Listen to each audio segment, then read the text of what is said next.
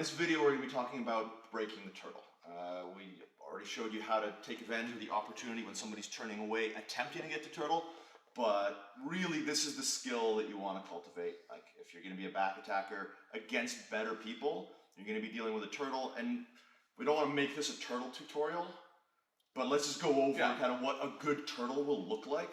So if Rory turns to turtle and just has his arms out like this, and I can just hook up a seatbelt and start throwing my legs or my hooks in, that is not a good turtle. Oh, it's good to roll quite though. Yeah, you know, we spent a fair bit of time in this series talking about alignment and basic posture and structure, and so obviously all those things exist in this position, and specifically your structure, the positioning of your limbs to achieve the goal. The goal at this point for Rory is he doesn't want me to have a seatbelt, and he doesn't want my hooks to come in.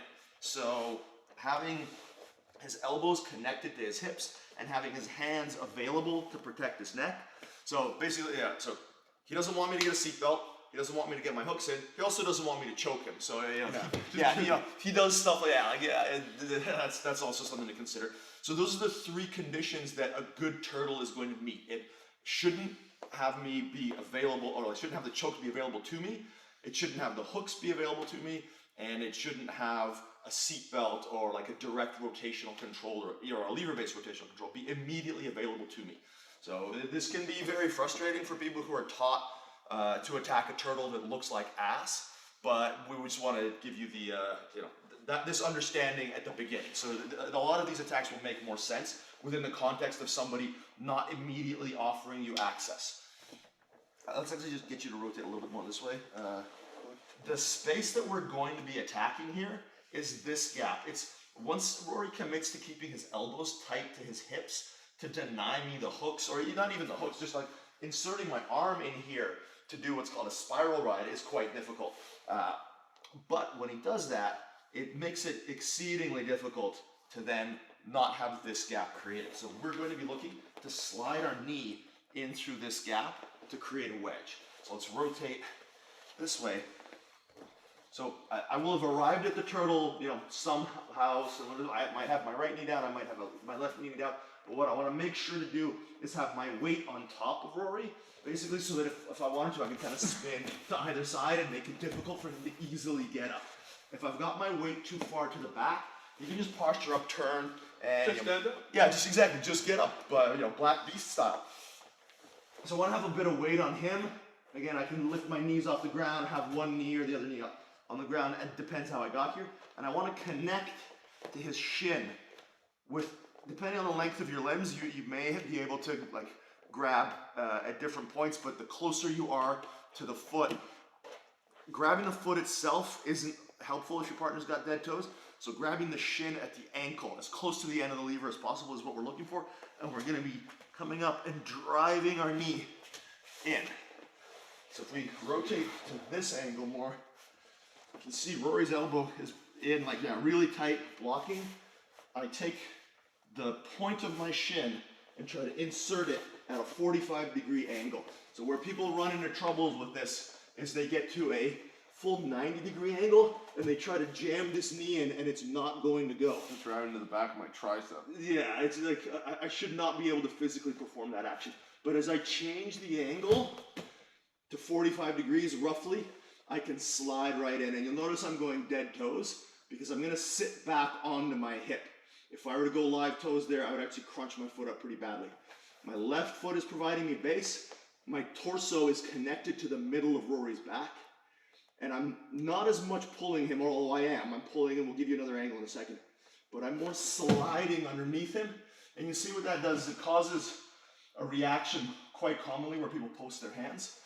Whether they do or not is not super important because we're actually attacking the lower body, but it's available to create other openings if this attack were to not be successful. I'm planting my left foot on Rory's calf, and I'm pulling him into a position some people refer to as the truck. Basically, it's a double lever control where my right shin is controlling the bend of my partner's knee, and my right and left hand are both controlling the lever to the left side of his hip, so it's still like grip at the ankle or at the shin. If Rory wanted to turn to his right, I could stop him. If he wanted to turn to his left, I can stop him. I'm either pushing down with my legs or I'm pulling, not like pulling hard, but just isometrically contracting my elbows to my ribs to create this powerful lever control. So let's give a slightly different angle of this.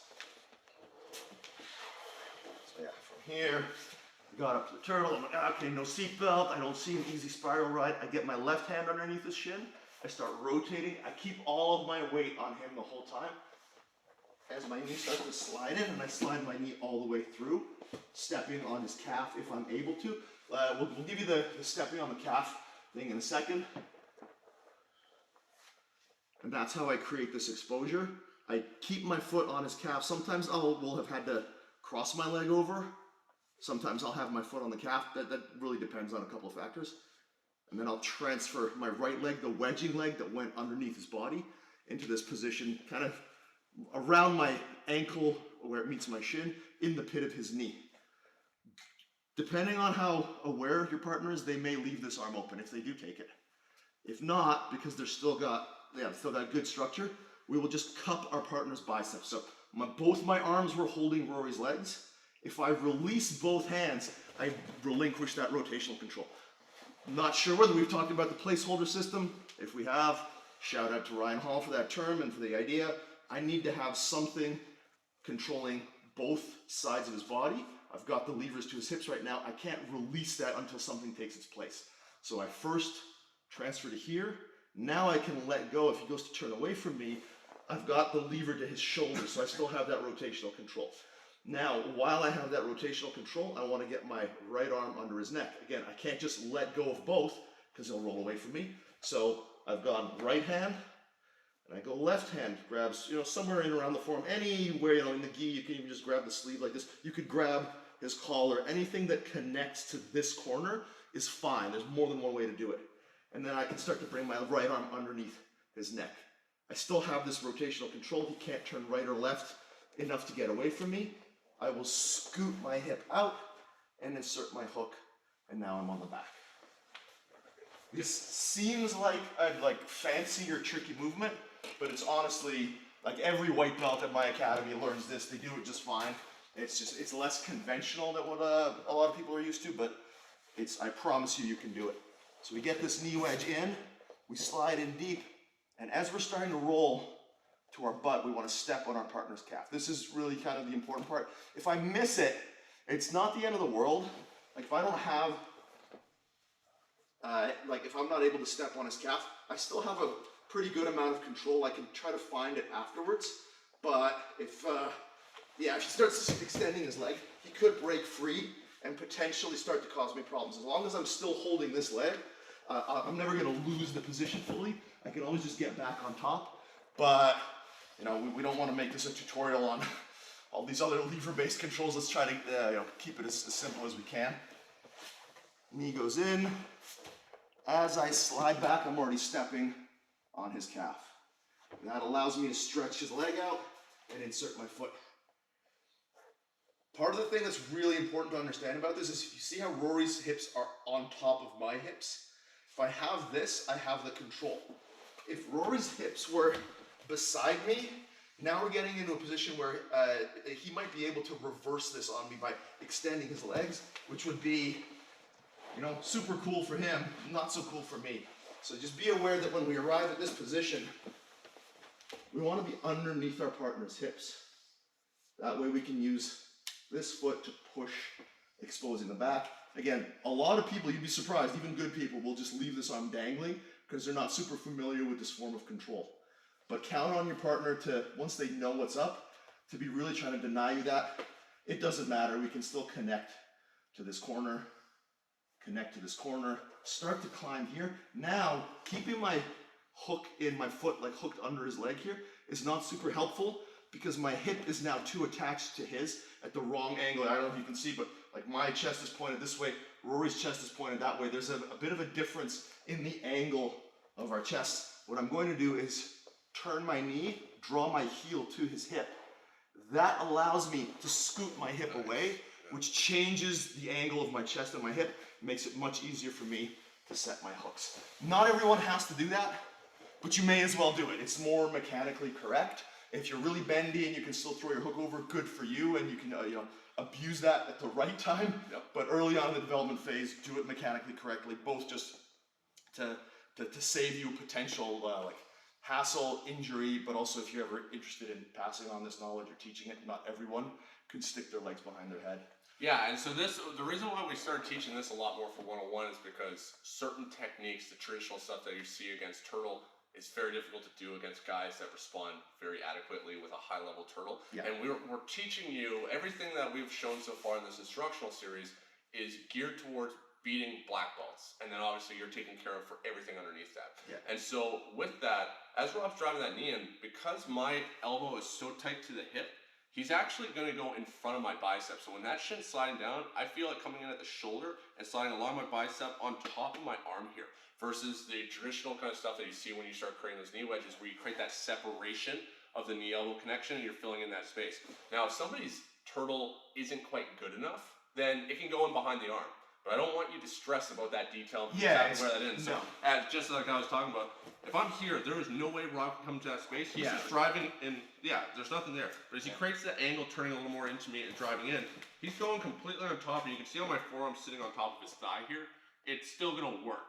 If my turtle wasn't as good, and I did something like this, then Rob could could just throw a hook in. Yeah. Or he could just drive the knee in here, and now we can see that my arm is actually behind his hip here, and he's separated that knee-elbow connection. Same technique at this point. He's just controlling the opposite corner of my hip with that lever and dropping back in the exact same way. So don't fret about the exact details of that. Take your knee, drive it in, whether it's in front of the arm or separating the elbow and the hip, both are going to work. The other thing, when we're looking at the truck position, is Rob's leg that's creating the hook on the opposite side of my hip. What you want to be cautious of is using that flexibility, like Rob said, where the leg ends up starting to externally rotate and you try to actually drive force off of that. So when I got Rob in this position of attacking the turtle, you turn around like this. So as I've driven this in and I start leaning back, you've noticed every time as Rob was doing this, his knee is pointing up to the sky. And then he's bringing this in to stomp on the calf. Knee is still up in the sky. Like you can see, like just like riding a bicycle, I got the strong leg press alignment with my legs. I can bring this leg in, and you can see how my heel is still curled down to the mat. So I got a very strong hamstring curl, very strong positioning of my leg. If I put my shin in like this, there's nothing wrong with this, but Rob now has a leg press alignment, and now I'm relying on my knee to be a shock absorber, and this could still be very effective, but now this is the problem. If I try to take on Rob's leg press with the outside of my knee and hip like this, I'm going to pop my knee. So we got to make sure that I'm either triangling my legs in some of these cases so that now my left leg is actually going to be doing all the work, because now this is in a leg press alignment, or what we prefer is we bring our foot on top here. And so my right leg actually isn't doing anything but just being this bar in the back of Rob's knee pit. And now my left leg is going to do all the work to push and curl to create further back exposure and turn him away as I start to build up this back, that side of his body like Rob talked about.